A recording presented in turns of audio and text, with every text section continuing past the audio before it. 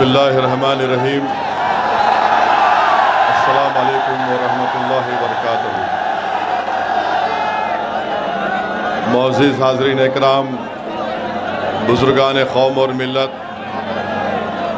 मेरी इज़्ज़तदार माँ और बहनों, ग़यूर नौजवान साथियों, मैं आप तमाम का दिल की गहराइयों से शुक्रिया अदा करता हूँ कि आपने अपना कीमती वक्त निकाल कर आज सहारनपुर की इस मुबारक सरज़मीन पर, जो उलमा, मशाइखीन और मुहद्दिसीन की सरज़मीन है, यहाँ पर आपने आकर हज़ारों की तादाद में मजलिस इत्तेहादुल मुस्लिमीन के एक जलसे को आपकी मौजूदगी से, आपकी दुआओं से आपने ना सिर्फ इसको कामयाब कर दिया, बल्कि आपकी मौजूदगी पूरी मगरबी यूपी को और उत्तर प्रदेश की हुकूमत को एक पैगाम देते हैं कि अब की बार इंशाअल्लाह ताला हम दरी नहीं बिछाएंगे, अपने नेता को बनाएंगे इंशाअल्लाह ताला।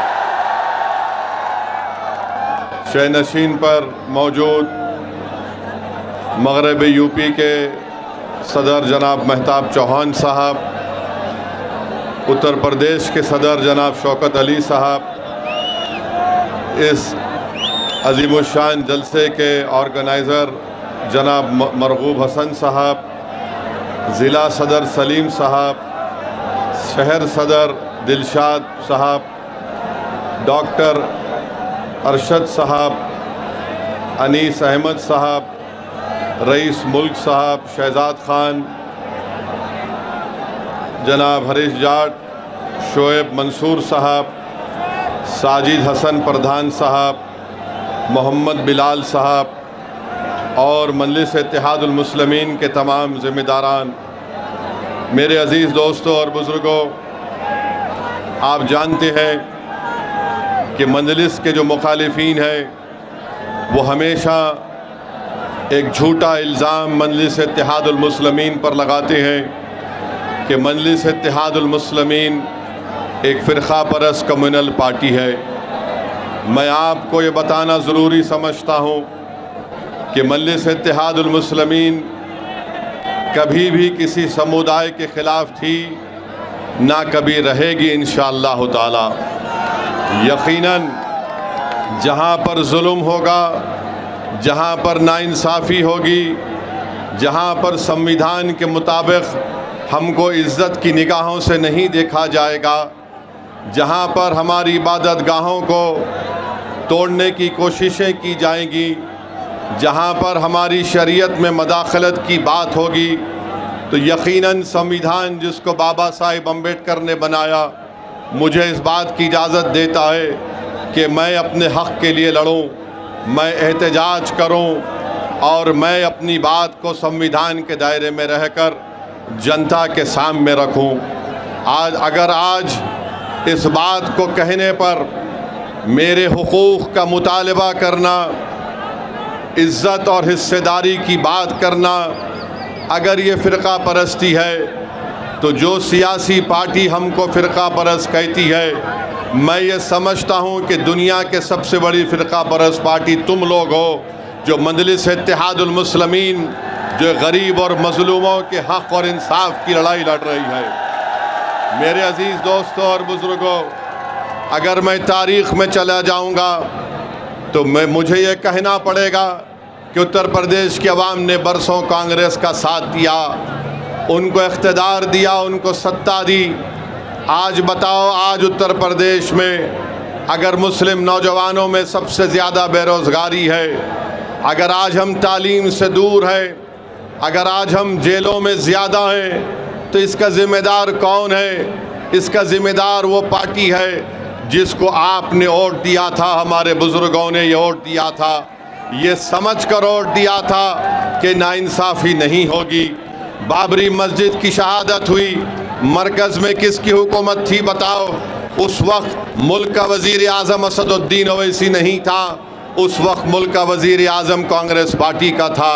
हाशिमपुरा मलियाना का फसाद हुआ, कौन मुख्यमंत्री और प्रधानमंत्री थे बताओ जो हमको आज फ़िरका परस्त कहते हैं। मेरे अजीज़ दोस्तों और बुज़ुर्गों, दूसरी तरफ आप देखते हैं कि मजलिस क्या पैगाम देती है। मजलिस ये पैगाम देती है कि अगर दलित खड़े होकर अपने नेता को कामयाब करने के लिए लड़ता है तो बराबर वो सही बात है।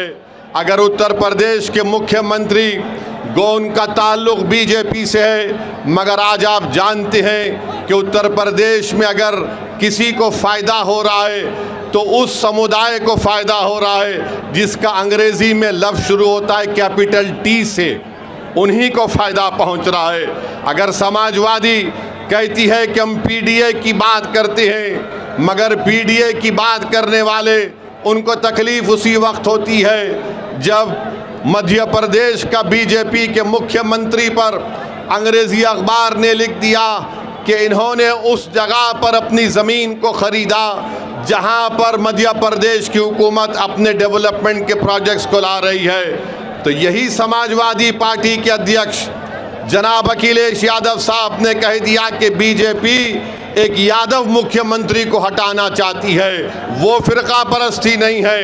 यही समाजवादी पार्टी जब वफ़्द का काला कानून नरेंद्र मोदी की हुकूमत पार्लियामेंट में बना रही थी, अखिलेश यादव की तकरीर आपके सामने है, सुन लीजिए यूट्यूब पे जाकर उन्होंने क्या कहा और क्या कहना चाहिए था।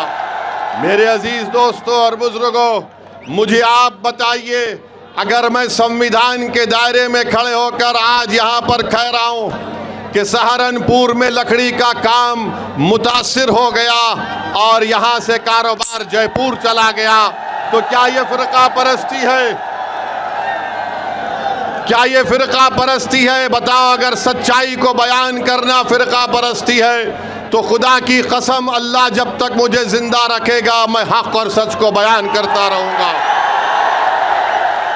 आप बताइए, एनकाउंटर होता है, बुलडोज़र से घर को तोड़ा जाता है, कोई अपनी ज़बान को जुम्बिश नहीं देते, और जब हम कहते हैं तो कहते हैं कि माहौल को ख़राब करना चाहता है। अरे मेरे भाई, माहौल ख़राब जो कर रहा है, जो जुल्म कर रहा है, अगर जुल्म करने वाले को जालिम कहना फ़िरका परस्ती है तो तुम तैयार हो जाओ, हम रुकने वाले नहीं हैं, हम जालिम को जालिम बोलेंगे इंशाअल्लाह ताला। मेरे अजीज दोस्तों और बुजुर्गों,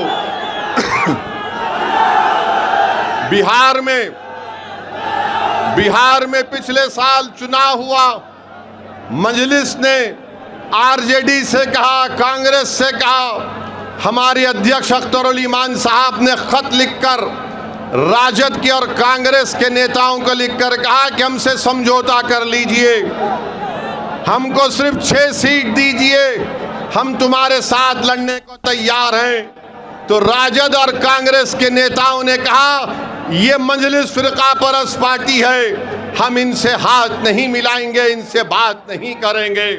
आपको बताना ज़रूरी समझता हूँ कि हमारे 4 विधायक को राजद और कांग्रेस ने तोड़ लिया।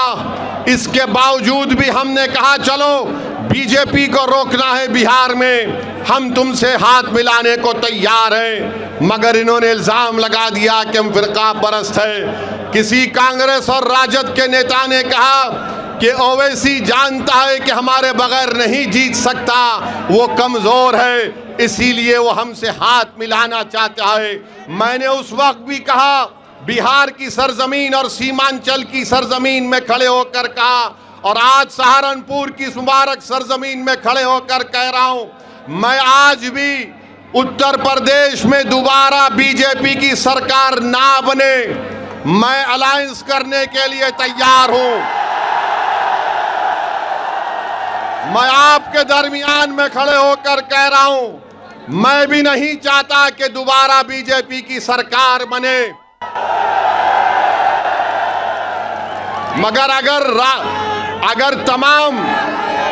अगर ये सेकुलर अपने आप को बोलने वाली पार्टी ये कहेगी कि नहीं ओवैसी कमजोर है, वो जीत नहीं सकता, उसके पास सिर्फ एक वोट है, वो तुम है।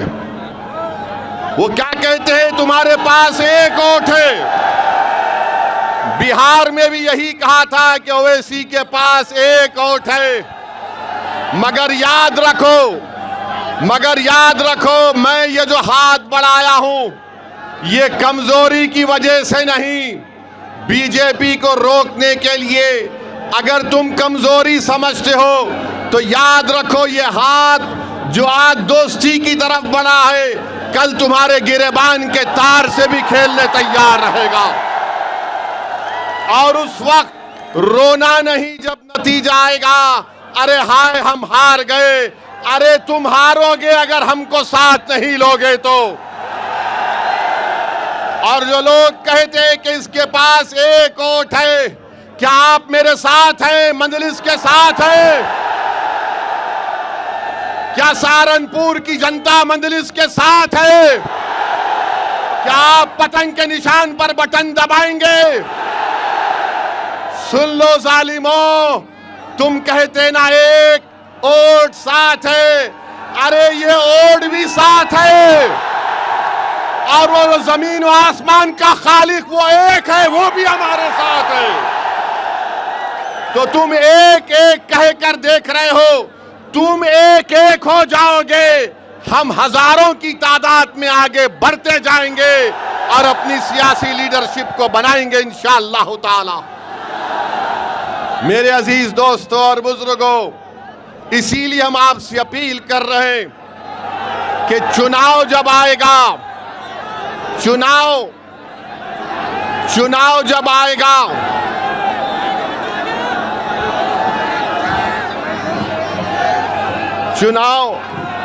चुनाव जब आएगा, ये तमाम समाजवादी के लोग आपके पास आकर कहेंगे भैया को मुख्यमंत्री बनाना है, हम सत्ता में आ रहे हैं और हम सत्ता में आएंगे तो हम सब कुछ खत्म कर देंगे। मेरे भाई 2014 में इलेक्शन हुआ, मोदी प्रधानमंत्री बन गए, भैया ने कुछ नहीं किया। 17 में विधानसभा का चुनाव हुआ, फिर आपसे कहा गया झूठ, सत्ता में आना है, फिर हार गए। फिर 19 में पार्लियामेंट का चुनाव हुआ, फिर कहा कि दिल्ली में सरकार बनाना है, फिर मोदी आ गए, आपको धोखा दे दिया गया। 22 में चुनाव आया तो बोले नहीं अब हम सत्ता में कैसा भी आ गए हैं, फिर आपने वोट दिया और आपने देख लिया कि फिर आपके भरोसे को धोखा दिया। मैं आपसे एक अपील कर रहा हूं, यकीनन बीजेपी को हराना है इंशाअल्लाह ताला। मगर मेरे दोस्त, मेरे गयूर नौजवानों, मेरे बुजुर्गों, हमारे मुअज़्ज़िज़ उलमाए किराम, मेरी आपसे एक दर्दमंदाना अपील है, हम कब तक अपने घर को अंधेरा करके अग़ियारों के घर में रोशनी लाएंगे? अपने घर में रोशनी लाओ, अपने घर को आबाद करो, अपने बेटे को नेता बनाओ, तभी जाकर हमको हमारा हिस्सा मिलेगा। वरना याद रखिए, अगर हम सिर्फ वोट डालने वाली मशीन बन जाएंगे तो फिर कभी नाइंसाफी नहीं हो सकती है।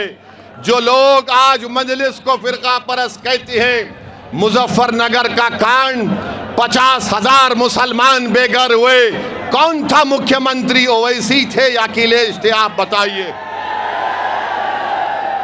हम पर इल्जाम लगाती हैं। तो मेरे अजीज दोस्तों और बुजुर्गों, मेरी आपसे गुजारिश है कि यकीनन इंशाअल्लाह ताला चुनाव से पहले गठबंधन होगा, अलायंस होगा। मजलिस जिसके साथ जाएगी इंशाअल्लाह ताला अल्लाह राब उसको कामयाब और कामरान करेंगे। मेरे अजीज दोस्तों और बुजुर्गों, अब दूसरी बात, आपको आवाज आ रही है ना? बस काफी है, क्योंकि ये मेरी आवाज नहीं है, ये आपकी आवाज है, ये हमारे इत्तेहाद की आवाज है, जिससे सब दुश्मन डरते हैं और परेशान होते हैं। मेरे अजीज दोस्तों और बुजुर्गों, 12 साल से बीजेपी की सरकार है और हम देख रहे हैं कि पेपर पे पेपर लीक होते रहता है। पेपर लीक हुआ, उस वक्त कोई देशद्रोही का इल्ज़ाम उन पर नहीं लगाया गया।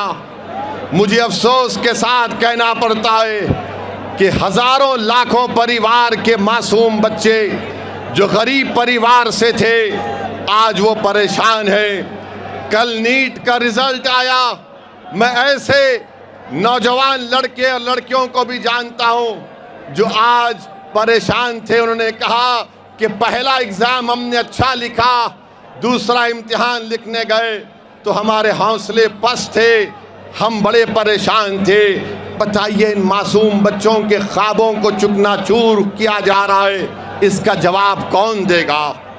इसका जवाब कैसे मिलेगा? मेरे अजीज दोस्तों और बुजुर्गों, फिर आप देखते हैं कि वक्फ का काला कानून पार्लियामेंट में बनाया गया।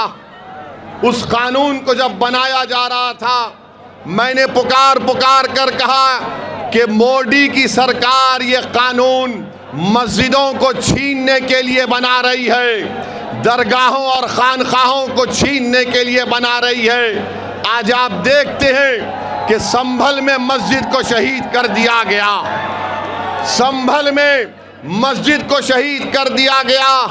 और आज आप देखते हैं कि सहारनपुर में जो एक मस्जिद है उसको नोटिस दी जा रही है कि 6 करोड़ जुर्माना भरो या 15 दिन में उसको शहीद कर दिया जाएगा।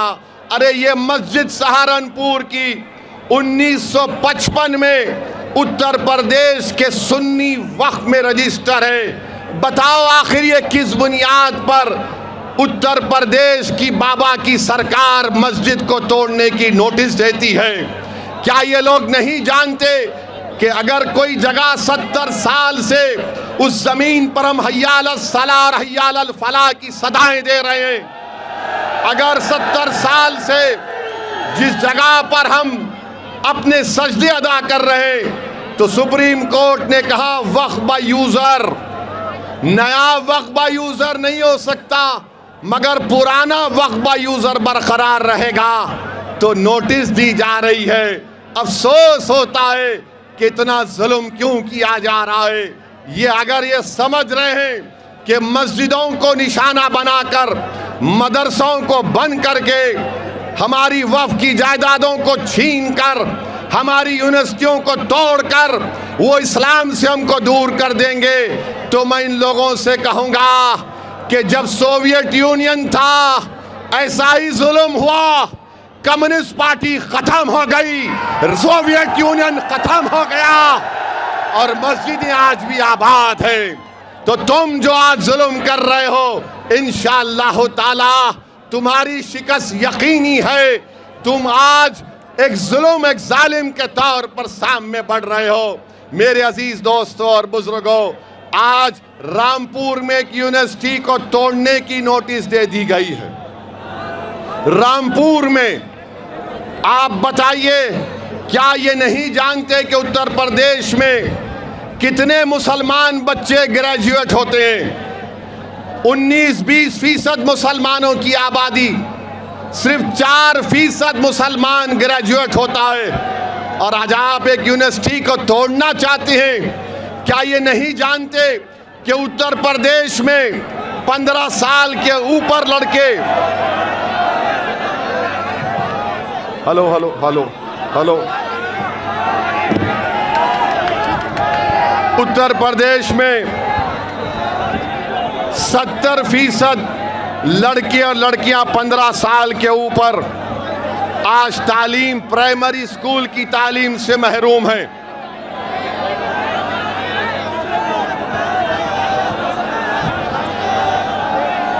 हेलो, चलिए चलिए, अब काम चलाएंगे, कोई बात नहीं, काम चलेगा।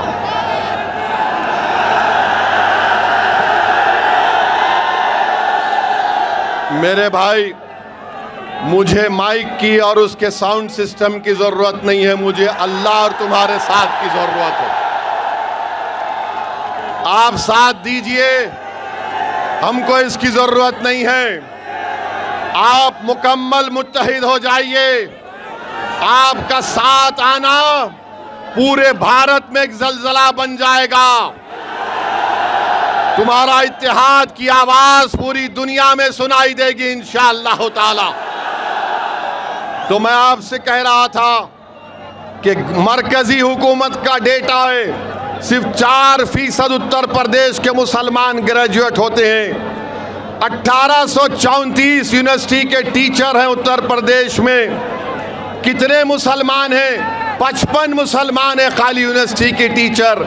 बताओ ये जुल्म नहीं तो क्या है कि आज उन 3000 बच्चे जो रामपुर की जौहर यूनिवर्सिटी में पढ़ रहे हैं, आप उसको तोड़ना चाहते हैं। ये बात लोगों के सामने आ गई कि मस्जिद को रोकना है जाने से, मदरसे में नहीं जाना इल्म हासिल करने के लिए, हिजाब नहीं पहनना, सर पे टोपी दाढ़ी नहीं रहना, कॉलेज जाकर तालीम हासिल नहीं करना। ये हुकूमत बीजेपी आरएसएस का एजेंडा ये है कि हमको हर दरवाजा हमारा बंद कर दिया जाए। याद रखो, तुम्हारा जुल्म है वो इंशाअल्लाह ताला खत्म होकर रहेगा और अल्लाह इंशाअल्लाह उसको खत्म करेगा। मेरे अजीज दोस्तों और बुजुर्गों, अब आप बताइए कि किसी शायर ने अच्छा कहा, जुल्म फिर जुल्म है, बढ़ता है तो मिट जाता है, खून फिर खून है तो टपकेगा तो जम जाएगा बाबा, टपकेगा तो जम जाएगा। मेरे अजीज दोस्तों और बुजुर्गों, हर एतबार से हमको निशाना बनाने की कोशिशें की जा रही हैं। मैं आपको बता रहा हूं, अभी हम यहां पर आ रहे थे तो किसी एक मीडिया के जिम्मेदार ने हमसे पूछा कि इतने मुसलमान विधायक हैं, इतने मुसलमान सांसद हैं उत्तर प्रदेश में, क्या उनको अब खुलकर नहीं बोलना चाहिए? मैंने उनसे कहा, मुझे उनसे उम्मीद नहीं है। मैं यहाँ पर सहारनपुर और उत्तर प्रदेश और पूरे भारत में इसलिए जा रहा हूँ एक दीवाने की तरह कि मैं अपनी मौत से पहले इंशाअल्लाह ताला आपको नेता बनाऊंगा, अल्लाह आपको कायद बनाएगा। मेरा मकसद यहाँ पर अपने लिए नहीं आया हूँ। तुम बैठकर इस कलम से अपने मुकद्दर के फैसले करोगे इंशाअल्लाह ताला। अल्लाह तुमको इतनी ताकत देगा कि तुम उस इत्तेहाद और सियासी क़ियादत के बलबूते पर इस कलम से तुम अपनी औलाद, अपनी नस्लों की हिफाजत करोगे। ये मजलिस इत्तेहादुल मुस्लिमीन का मकसद है।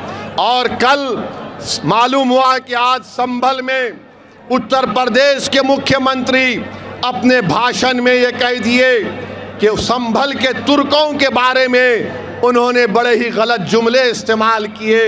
मैं उत्तर प्रदेश के मुख्यमंत्री से कहना चाहूँगा कि बाबा, मुझे बहुत बुरी आदत है, मुझे बहुत बुरी आदत है और शायद जब तक जिंदा रहूँगा इंशाअल्लाह ये आदत बरकरार रहेगी।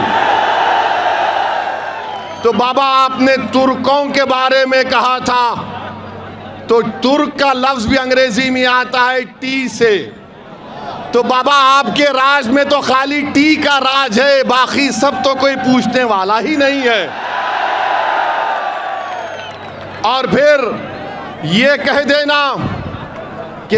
देना कि नहीं अब ऐसा नहीं वैसे होगा।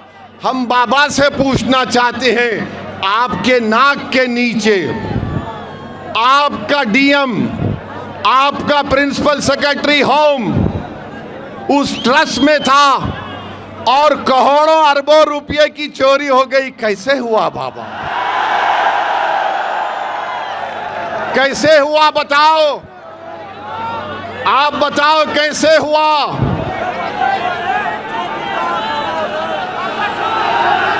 जोर से बोलो।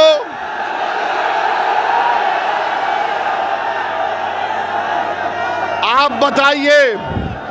8 लोगों को मुजरिम बना दिया,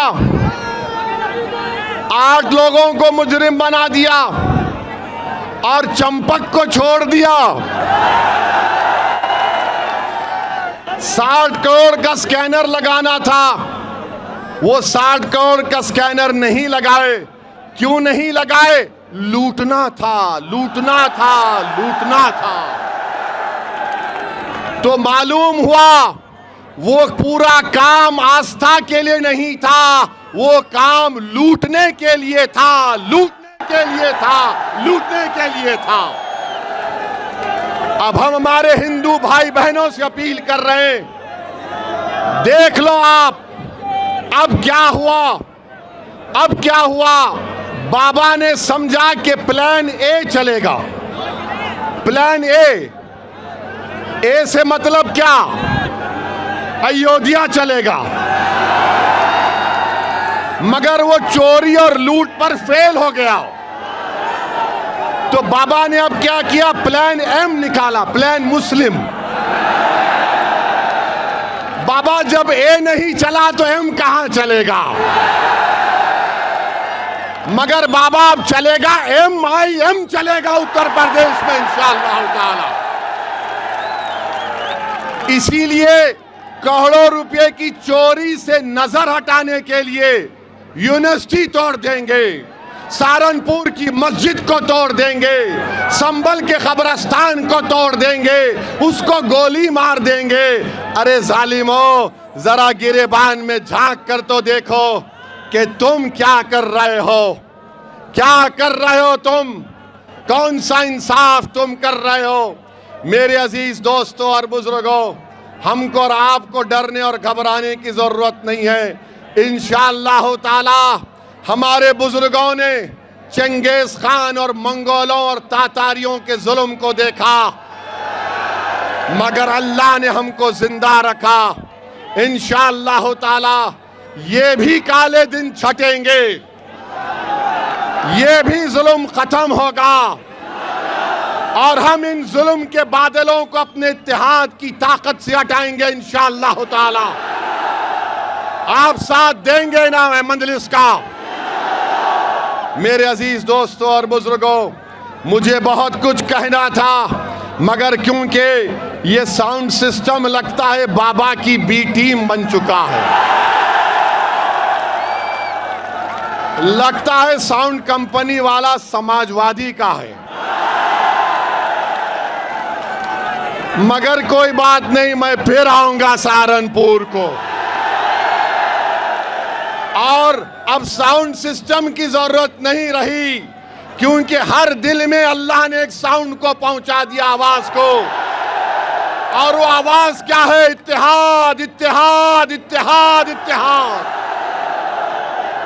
मेरे अजीज दोस्तों और बुजुर्गों, आप तमाम का बेहद शुक्रिया कि आप इतनी तकलीफ उठाकर यहां पर आए। अच्छा, अपना सेल फोन का लाइट खोलिए,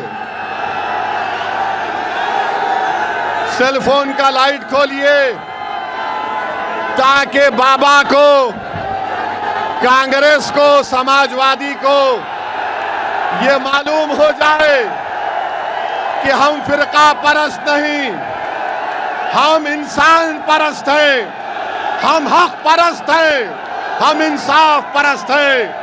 लगाओ मेरे साथ नारा, नारे तकबीर, नारे तकबीर, नारे तकबीर।